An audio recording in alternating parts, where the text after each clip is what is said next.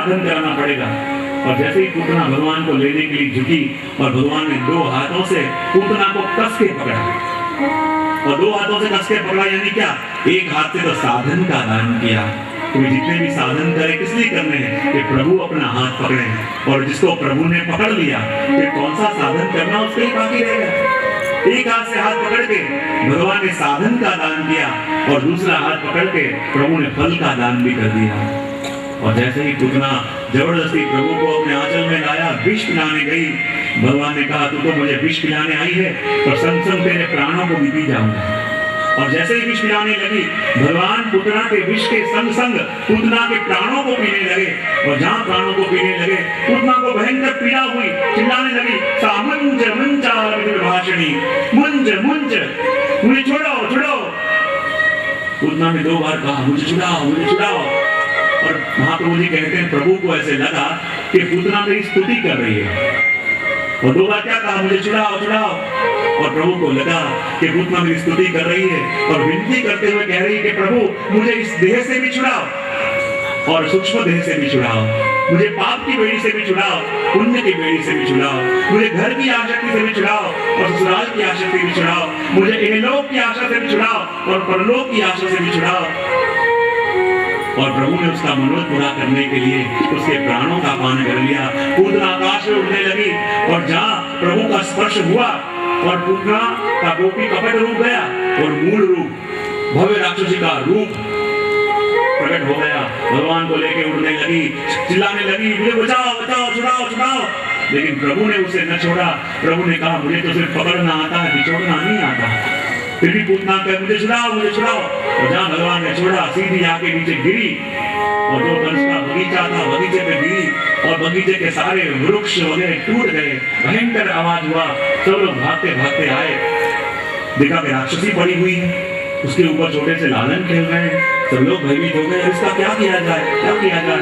मैया तो देखते ही मूर्छित हो गई, और जैसे सखी जाके प्रभु को लेके आई, सबने कहा पूतना अच्छा हुआ मरी तो है पर अपने चिता का प्रबंध करके गई है। ये पूरा बगीचा टूट गया है, सारे लकड़े वगैरह टूट गए हैं, अच्छा चिता का प्रबंध करके गई है। तो किसने कहा ब्रज के अंदर जितने भी वृक्ष हैं वो तो सारे ऋषि रूप हैं, भगवती रूप हैं, तो पूतना के गिरने से ये पूरे वृक्ष टूट क्यों गए। महाप्रभु जी कहते हैं ये जो बगीचा था ये बगीचा प्रभु का नहीं, ये कंस का बगीचा था। और इस बगीचे के अंदर जितने भी पुष्प उगते थे वो कंस के लिए जाते, जितने भी फल उगते थे वो कंस के लिए जाते थे। और इसलिए जो वस्तु ब्रज में रहते भी ठाकुर जी की सेवा में उपयुक्त नहीं होती, तो पूतना के गिरने से वो सारा बगीचा टूट गया।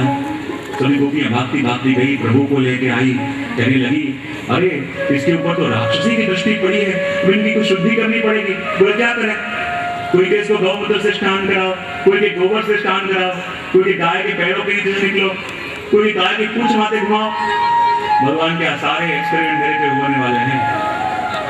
गोपियों ने पूतना कवच के माध्यम से भगवान की शुद्धि करी।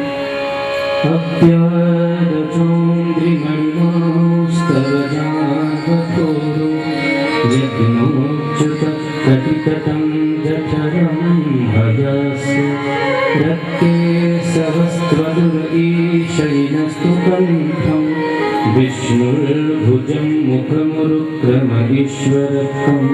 ये पूतना कवच, और पूतना कवच इतना सिद्ध है कि आज भी यदि घर में कोई बालक बीमार रहता हो, ठीक न होता हो, तो ये पूतना कवच का पाठ करके यदि उसे जल दिया जाए तो कैसी भी असाध्य बीमारी क्यों न हो वो भी अक्षीर रूप से निवृत्त हो जाती है। ऐसा इस पूतना कवच के पाठ का प्रभाव है। और जहाँ इस पूतना कवच के पाठ से भगवान की शुद्धि करी, और पूतना कवच के पाठ में क्या है, प्रभु का ही नाम है कि प्रभु का ये स्वरूप इस अंग की रक्षा करे, प्रभु का ये नाम इस अंग की रक्षा करे, और प्रभु की रक्षा भी प्रभु के नाम ने आज करी। धीरे धीरे समय व्यतीत होने लगा। रोज हजारों भजभक्त आके नंदालय के बाहर खड़े हो, अरे मैया लाला के दर्शन कब कराओगे, लाला के दर्शन कब कराओगे। तो एक मैया है, ठाकुर जी को बाहर लेके आ गई। बोले क्यों, दूसरी पूतना आ गई तो। और कहते हैं पूतना भी कब आई थी, ठाकुर जी के जन्म के 6ठे दिन। कब आई थी, कौन से दिन। और इसलिए जब नंद महोत्सव भी कितने टाइम चला पता है? 1 वर्ष तक। कितना? और जब 1 वर्ष तक नंद महोत्सव चला और जहाँ दूसरा जन्मदिन प्रभु का आने वाला था, उस समय मैया ने कहा, बाबा ने कहा कल लाला का जन्मदिन आने वाला है। मैया चौंक गई, जन्मदिन आने वाला है? मैंने तो लाला की छठी पूजा करी नहीं है। लोग जानेंगे तो क्या सोचेंगे कि बालक का जन्म हुआ, छठी पूजा नहीं करी, 1 वर्ष का बालक होने वाला है। बोले क्या किया जाए?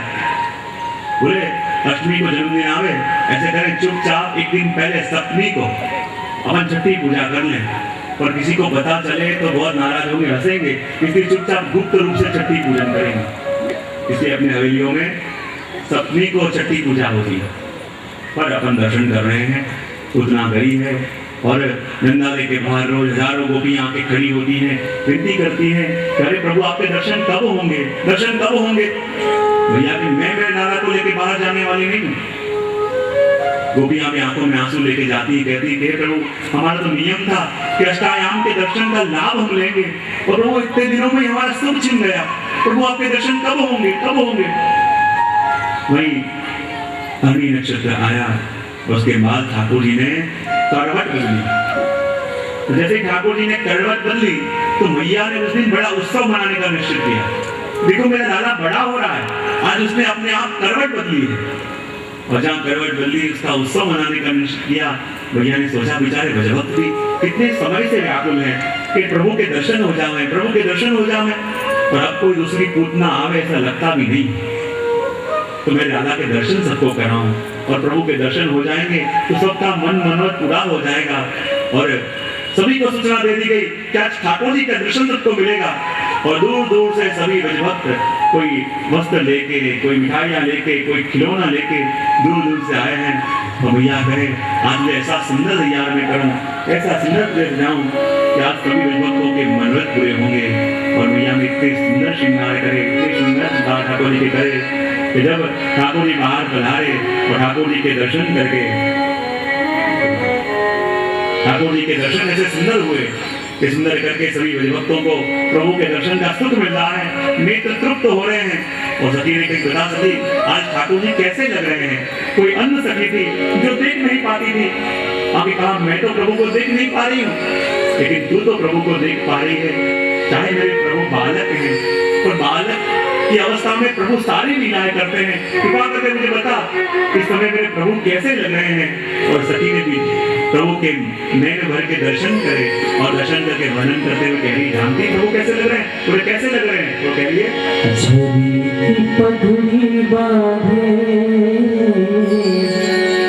सुंदर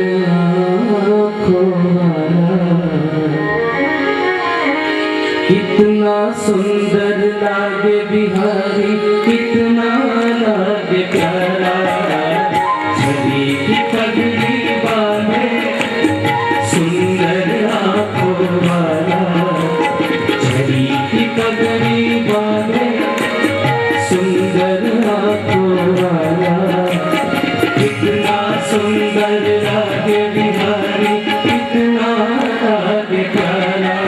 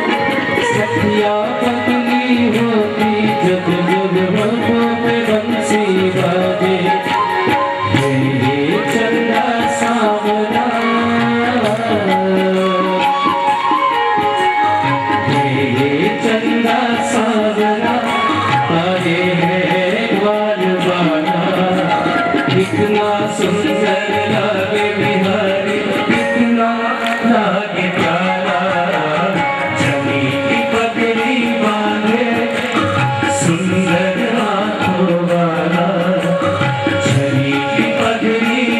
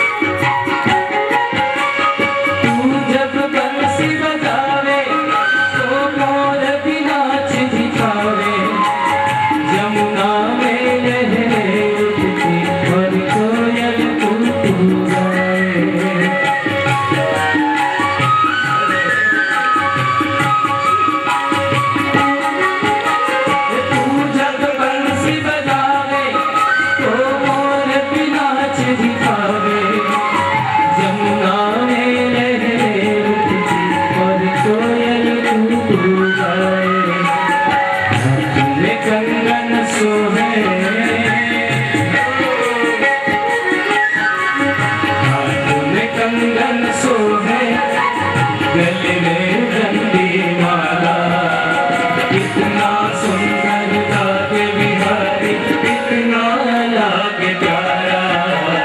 छड़ी की पगड़ी बांधे सुंदर आंखों वाला, छड़ी की पगड़ी बांधे सुंदर आंखों वाला। कितना सुंदर लागे बिहारी, कितना लागे प्यारा।